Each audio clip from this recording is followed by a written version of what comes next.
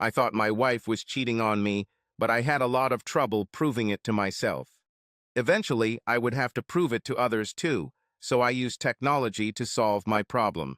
While I'm a geek with a capital G and love all things computer-related, I also consider myself a pleasant and outgoing guy with a bit of Southern charm. I'm a Georgia boy, born, raised, studied, live, and work here. I have a circle of friends, and I'm somewhat athletic. I've been jogging and sometimes playing golf on the weekends since college, usually walking 18 holes with a club cart. I weigh only 10 pounds more than I did in high school and eat healthy. Cameron, who everyone calls Cam, was my wife. She is a beauty and the complete opposite of my geeky or nerdy personality.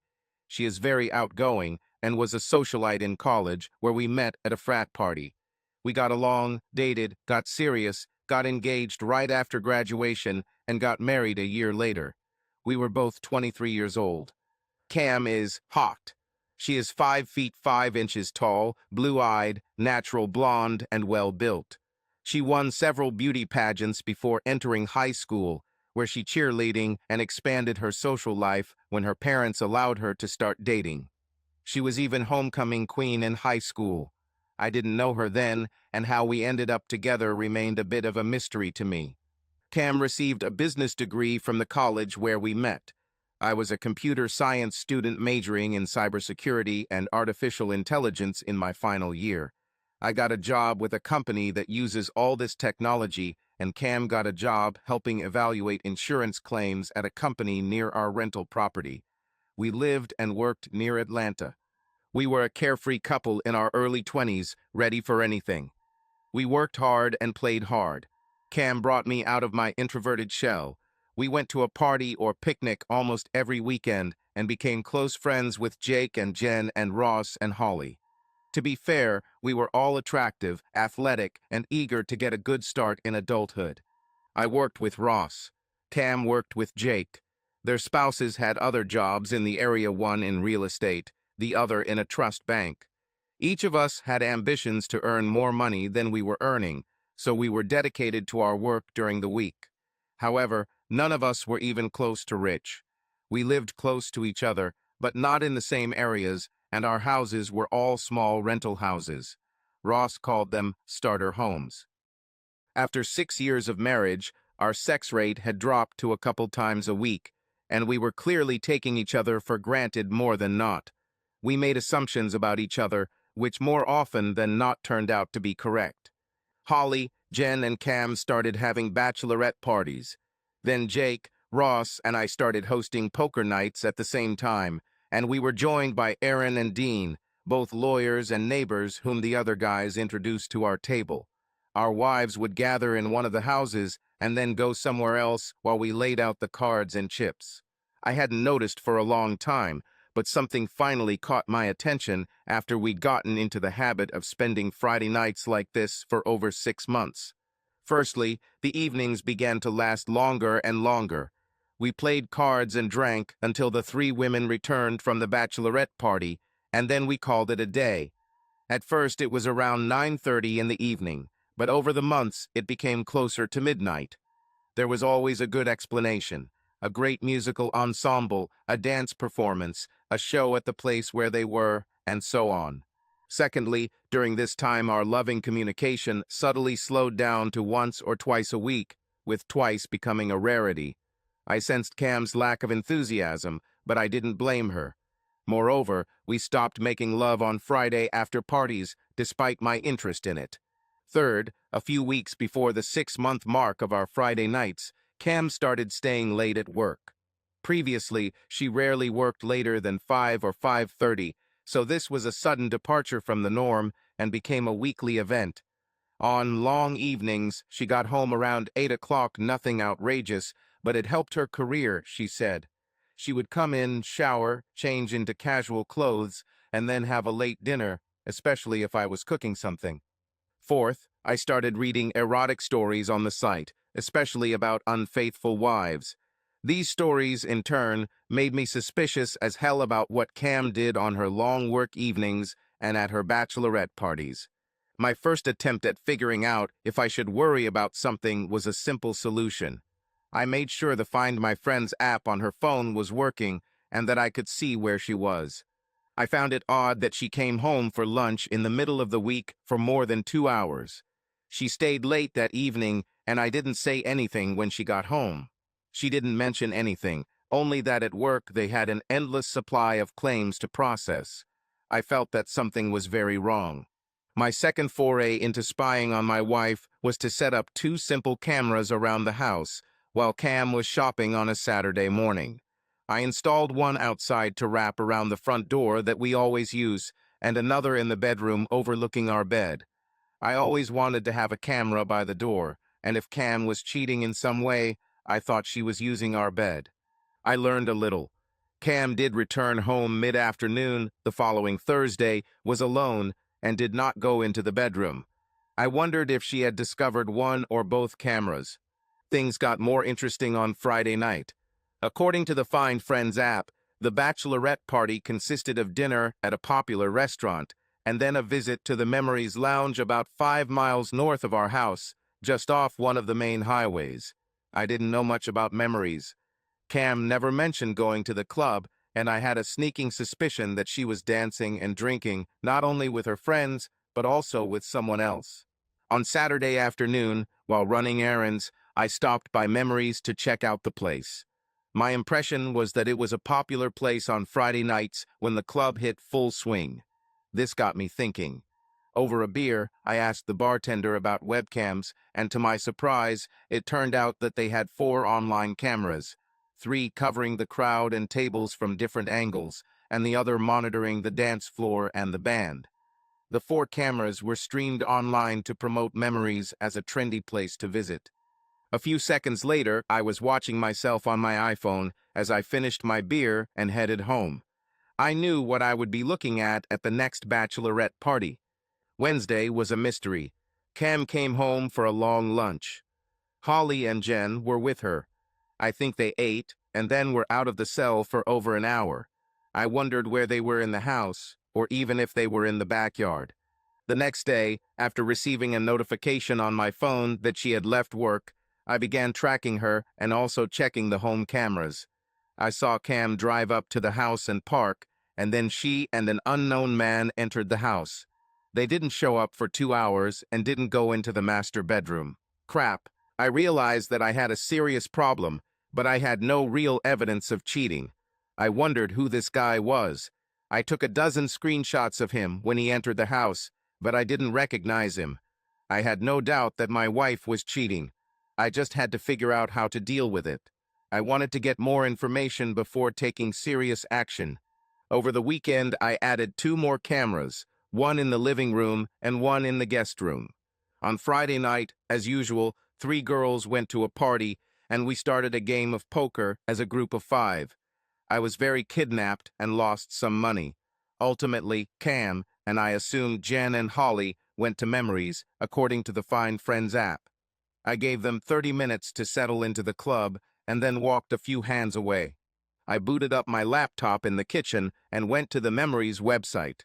There was a live band playing in the club and a lot of people were dancing, including 3 women. As the dance floor camera panned around the area, I caught a good shot of Cam and her dance partner, the same guy we had at our house. Crap. I took more screenshots and got good shots. I recorded everything that happened in video format. The club's webcams were high definition. I took pictures of Holly and Jen with their partners too. Then I watched the plot unfold. I called the men guy number 1, 2, and 3. A minute later, on another camera, I saw Cam hand over her phone, which I was tracking, to Holly.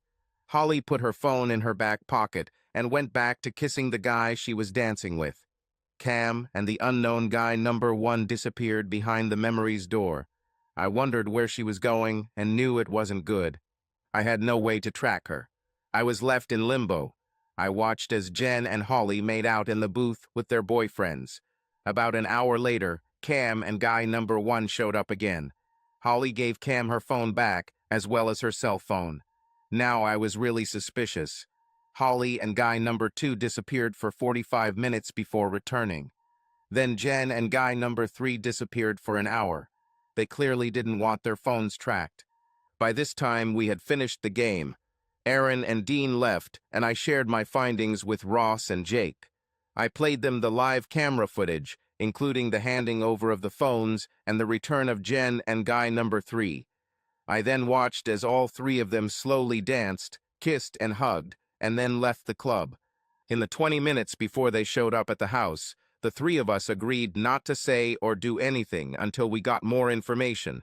I guaranteed that I could get more data with more observation and reconnaissance in memories. We were all angry and tried to hide it. We blamed losing at poker for our bad mood. Cam hasn't come home for lunch this week alone or with anyone. I behaved honestly, as did Ross and Jake. One afternoon, I went to Memories and had a good look around, both inside and out. 100 yards north of the club, behind a small shopping center, still on the main road, stood a slightly run-down Class C motel. On a whim, I walked into their office. I asked the young receptionist if they minded guests without luggage. He laughed and said, "Damn, that's half our business. Guys go to Memories, pick up girls, and come here to have sex with them." I asked, "On Fridays, especially." I pulled out my phone and a $50 bill, showed him Cam's photo. "Did you see her?" He laughed, snatching the bill from my fingers. "Yeah, she's a regular on Friday nights, usually with the same guy, but not always." I showed the screenshot of guy number 1 to Cam, and he nodded. "Yes." I showed photos of Holly and Jen and the other 2 guys and got positive responses. He added, "They rent a room and take turns occupying it, although a couple of times they were all together." "Are there cameras?" He shook his head. "If anyone even suspects that we have cameras, we will lose all business. No, that will never happen. The only camera here is watching the counter." He pointed to an obvious security camera above his head. On a whim, I asked, "Can I see the room they rented?" He shrugged. "They're all the same. Look." He gave me the key to room 101, which was right next to the office door. I went into the room and took a bunch of photos, and then took a video, a panorama around the room. I had an idea. A couple of minutes later, I returned the motel key, gave the guy another $50, and thanked him. I said, "Not a word to anyone." He made a gesture as if he was zipping his lips. Ross, Jake, and I canceled our poker game on Friday night, but got together as if we were going to play. Our wives soon left Jake's house, heading to dinner. Jake brought out a large portion of ribs and salad, so the 3 of us ate and then got down to business. I've already told them about my findings at the motel. The trio of women arrived at Memories around 8:30 as the club began to come to life. We used our hotspots and iPads to watch the cameras in the club and see what was going on. Almost immediately, our wives were with men. I called guy number 1, guy number 2, and guy number 3. I had to physically stop Ross from breaking in and killing everyone. I promised him it would cost thousands and some sweet revenge for him. He calmed down and said he trusted me, but we didn't have much time. I thought this was unique since we had 3 wives who seriously violated our trust and clearly broke their wedding vows. From our vantage point across the street from Memories in Ross's SUV, we watched through binoculars as Jen and guy number 1 left the club and headed toward the motel. I noted that it wasn't Cam. They immediately entered one of the rooms, indicating that one of the 6 traders had rented the room earlier that day. After they left, I pulled out my next little technological marvel, a black, wireless, battery-powered contact microphone the size of a cigarette pack. I crossed the highway and walked around it before taping the microphone to the window of the trader's room. He was already transmitting sounds through my headphones and recording them on the laptop in the car. Ross and Jake listened. I warned them about the explicit content of what they would hear, but they insisted on knowing the whole truth. The sounds were pretty incriminating, even if we didn't have any images. Cam had sex with guy number 2 and Holly was with guy number 3.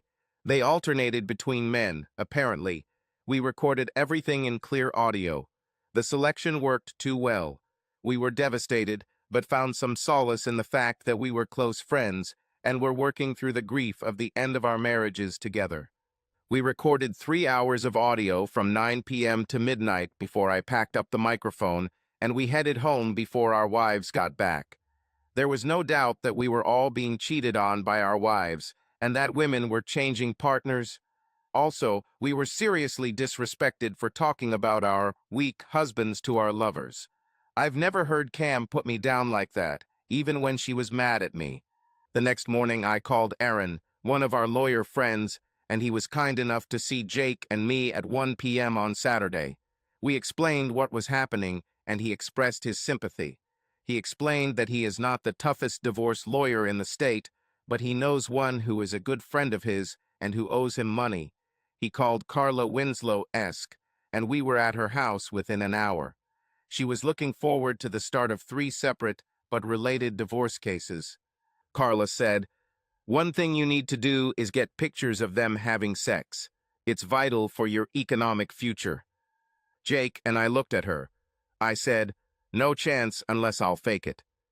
"A video of her admitting to cheating will do.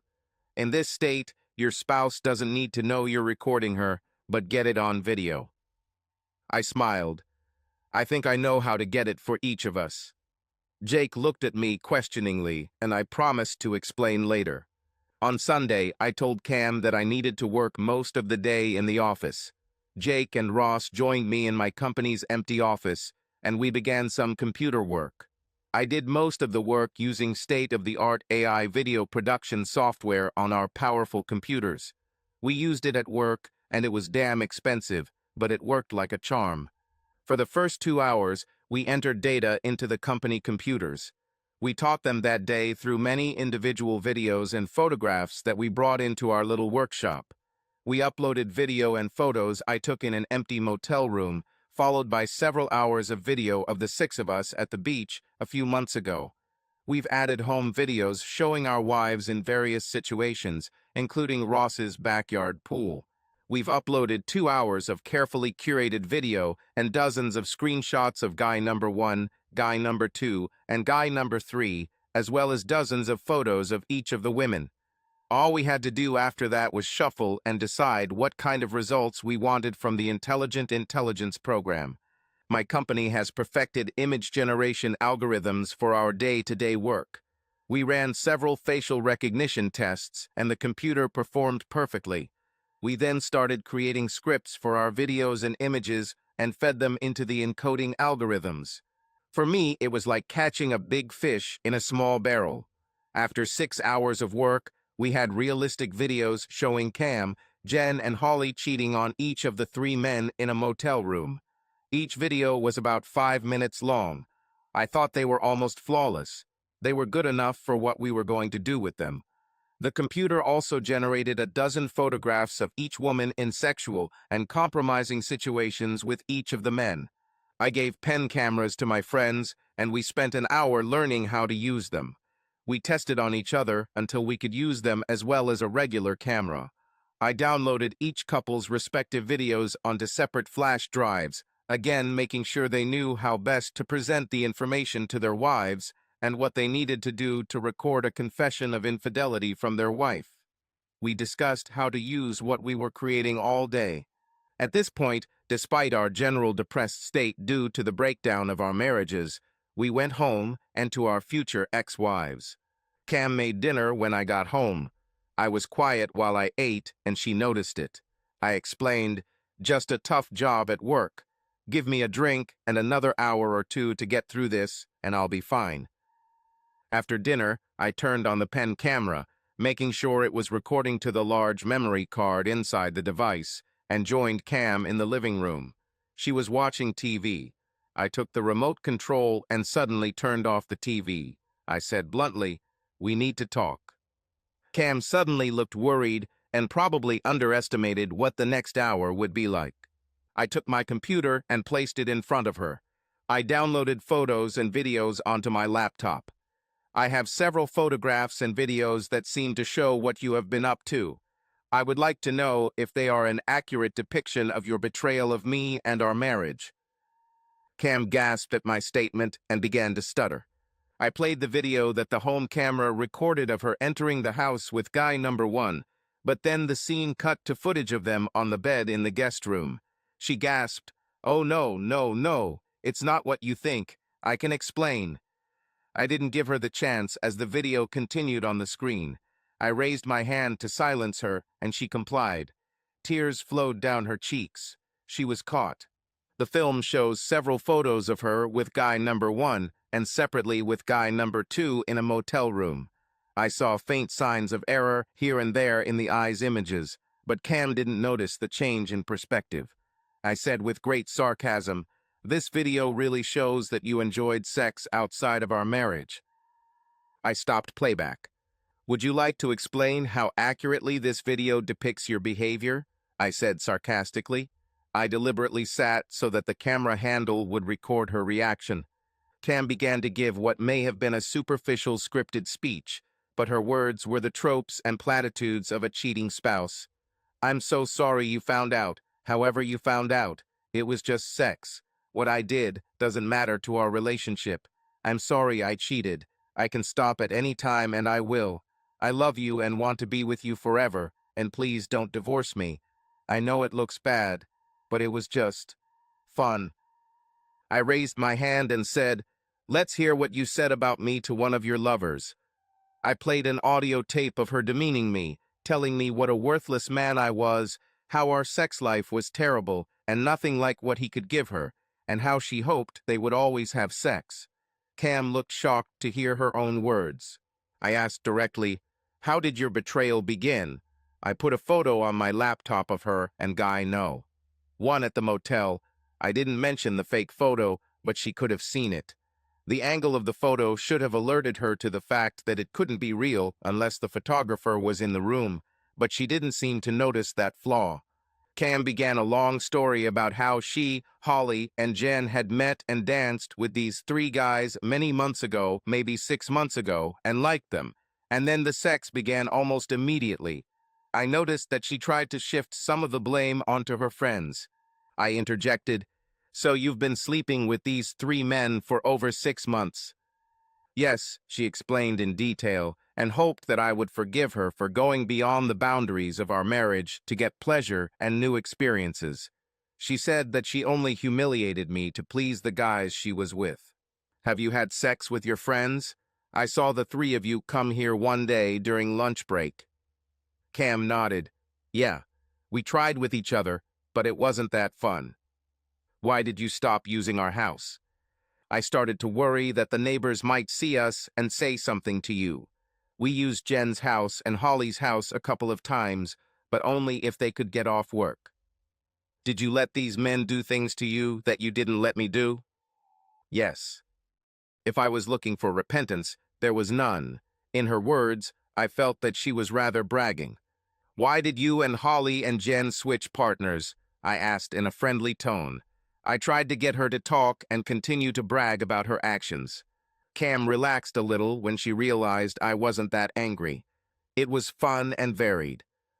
Still in a friendly tone, I said, "Did you understand that I would divorce you as soon as I found out about your infidelity?" Cam started crying again. "Please don't say that.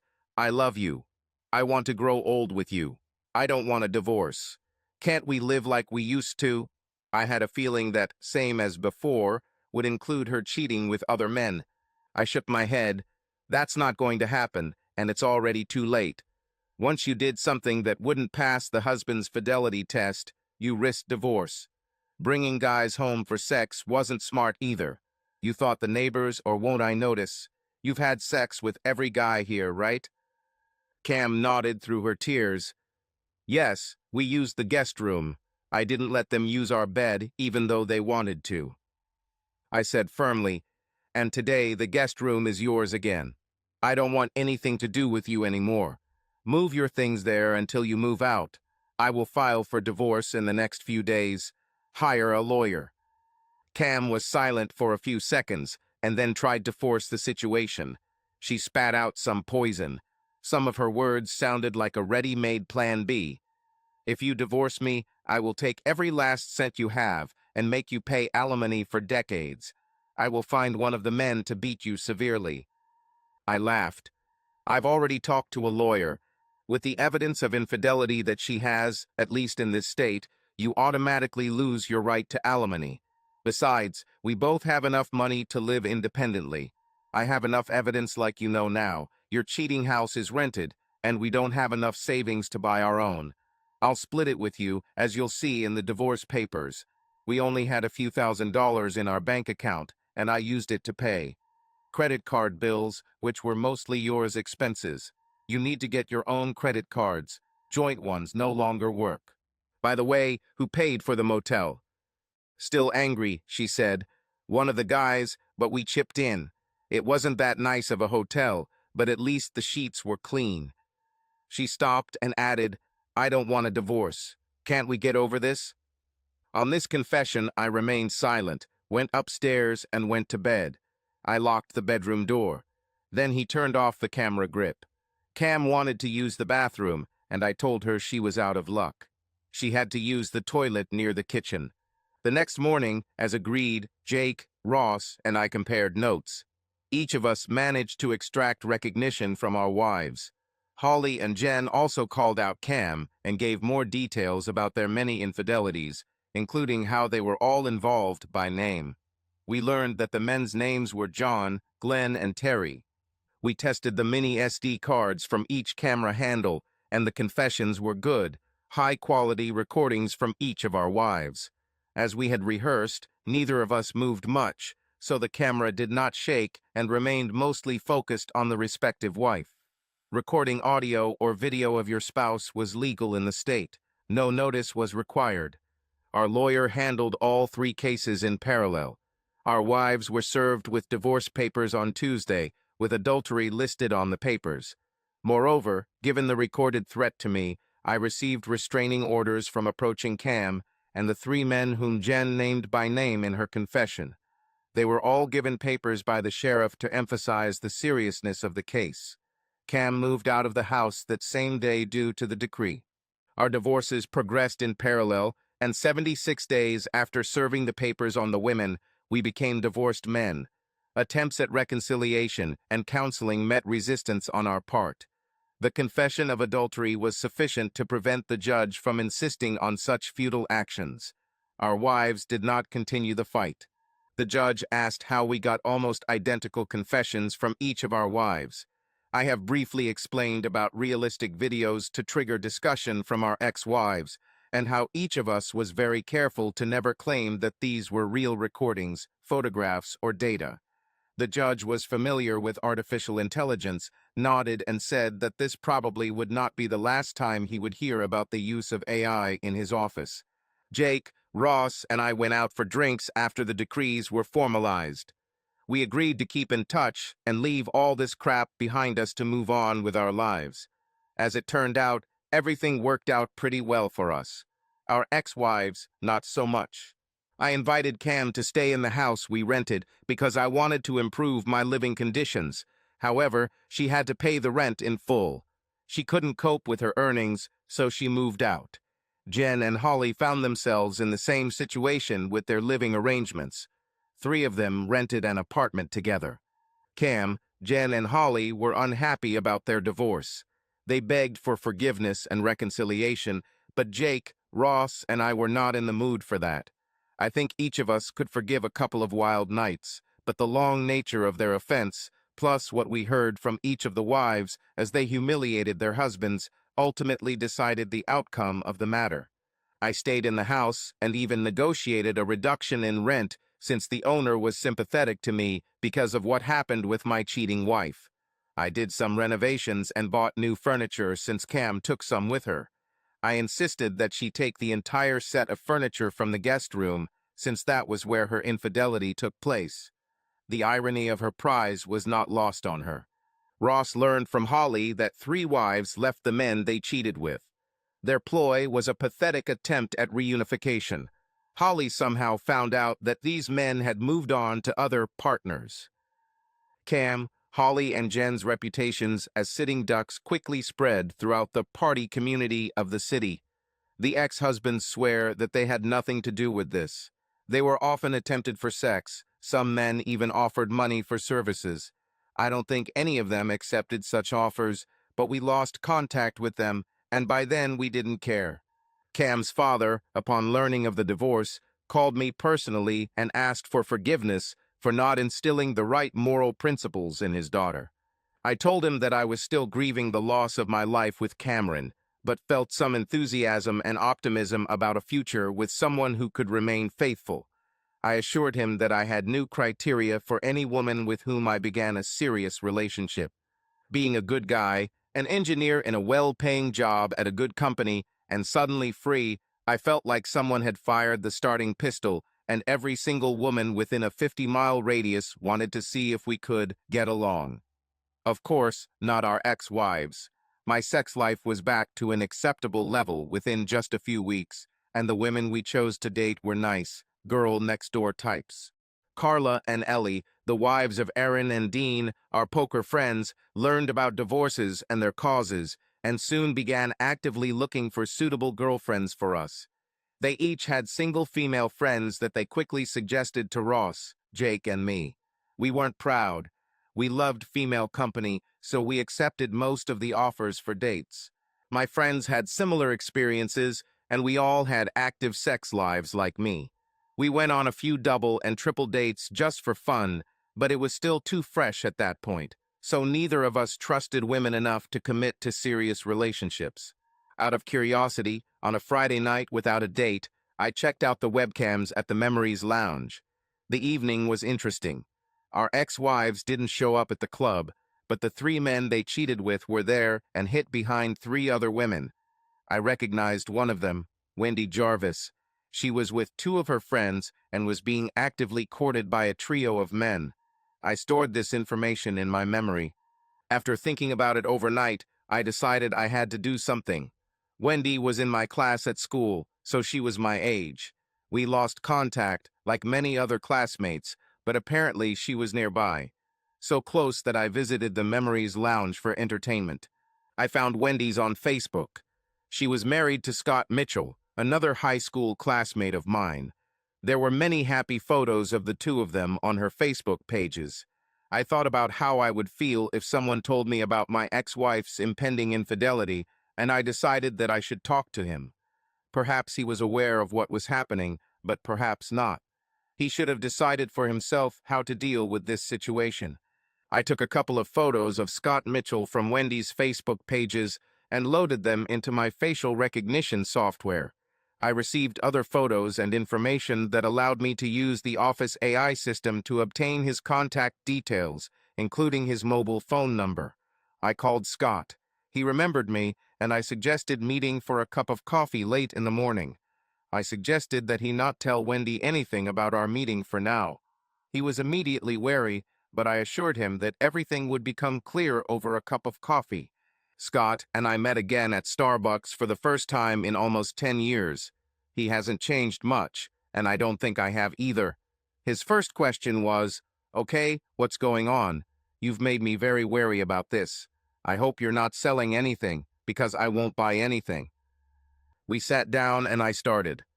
Almost a year ago, I was married for 6 years to a girl named Cameron, whom I met in college. She started going to bachelorette parties with her 2 friends. As it turned out, they met 3 guys and began cheating with them.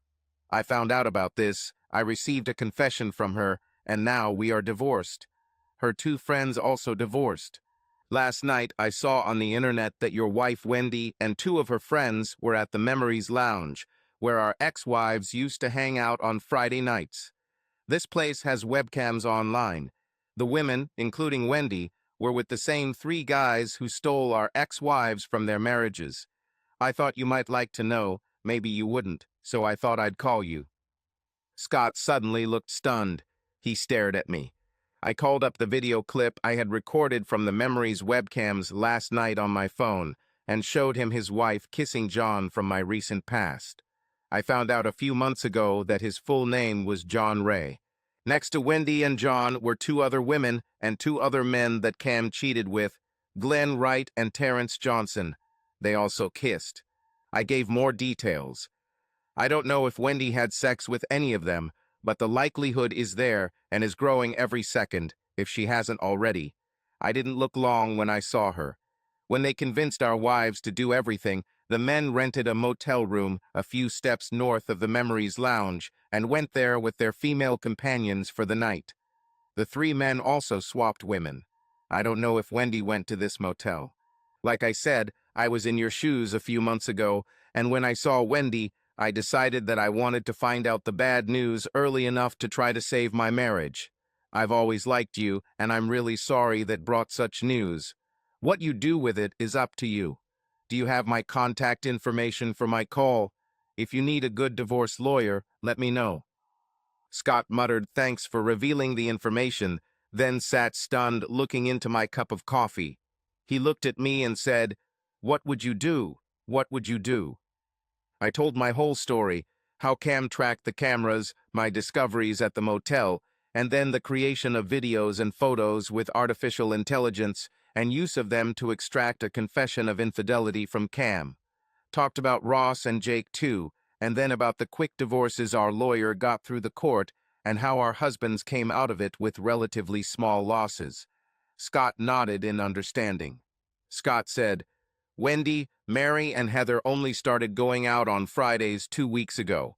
They were just going to relax. They didn't get home too late, so maybe nothing had happened yet. Serious. But by the end of the day, I will know for sure. Today, she confesses everything, or our marriage is over." Scott asked me to share with him a 4-minute video clip from the Memories Lounge webcams, and I did it. For the three women, this video was quite compromising, unless they were alone and looking for adventure.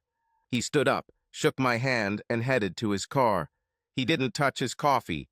I stayed and finished mine and his. I had a date to get ready for, and I needed a haircut. I got home from my Saturday date around noon on Sunday. I was quite pleased. Scott called me an hour later. He wanted to treat me to a cup of coffee and share the news. I agreed, and we met at 2 o'clock. Scott looked serious, but calmer than before. We bought coffee and sat outside where no one could overhear us.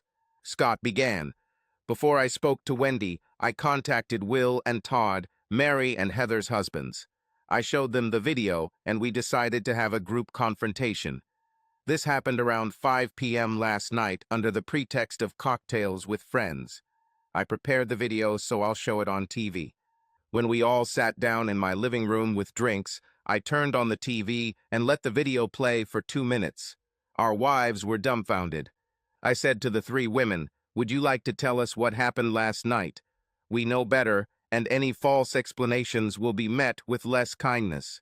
All three of our wives were crying by then. Wendy was pleading that she had done nothing other than what we saw in the video. She limited her answers to herself, and this was echoed by Will and Todd. They demanded a full explanation from their wife. Mary defended herself by saying that she had only kissed a guy named Glenn. Heather cried and admitted, 'I went to the motel with Terry. I'm so sorry. I got carried away. What can I do to fix this between us? I'm afraid their marriage is on the rocks.' Todd is furious. He kicked her out of the house. She had to go back to her parents and tell them what happened, according to Wendy, who spoke to her in the morning. Tears.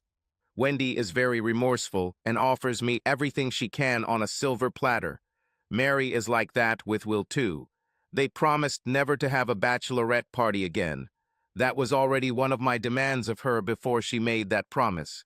My other demands are that she tell her parents what she did and go to counseling with me. She is with her parents now. I know this will be a painful experience, and she deserves it. I asked her to play the video of her actions to them as part of my demand. In fact, it was more of a requirement than a request. She understands that our marriage is hanging by a thread." I said, "So maybe you caught it early enough to survive the blow." "I think so. We will know more after the first few sessions of consultation. I need to understand what is underlying her flirting and potential betrayal. If she hides from herself that she has stopped loving me, then our marriage will end regardless of her behavior. I love her, but our marriage cannot be one-sided. Besides, my trust in her is completely shattered. I'm not sure I can rebuild it. We were going to have kids, but I put it on hold. Wendy is heartbroken, but understands what's required to seriously redefine our marriage. I shook my head. At least you have some wiggle room. Rebuilding trust in someone will take a long time, perhaps never the full trust that was there, but enough to move on with your life. Scott shook his head. Every time she's out of my sight, I'll imagine her flirting with some guy and maybe even having sex with him. I nodded. I understand. Even though Cam and I are divorced, every time I think about her, I imagine her in bed with some guy. The frequency of such thoughts is decreasing, but they still occur. You may never be able to get rid of them. I'm not an expert on this. We talked a little more and decided to keep in touch. I felt like I had a new friend, and Scott agreed. He mentioned that he told Wendy how he found out about her infidelity, and she was actually grateful that I caught her and stopped her from cheating more seriously than a few kisses and hugs. Scott and I kept in touch. His marriage survived, but barely. So does Will and Mary's marriage. Todd divorced Heather. He couldn't overcome her infidelity. It took 2 years after my divorce before I found someone with whom I was in a serious relationship. I went through a dozen counseling sessions about trusting women and my look at relationships. Ellie, Dean's wife, was the source of the connection that blossomed for me. Jane was amazing, with pretty strong morals, demanding loyalty and communication above everything else we shared. 9 months after our first date, I proposed to her and she accepted. 6 months later, we got married. We had already agreed to have children soon after the ceremony. Life was good. Subscribe to our channel so that your love doesn't cheat on you, and go ahead and listen to the next story, because this story is nothing compared to the next one. If you're under 18, don't even think click to the next one. Click to the next one. Click to the next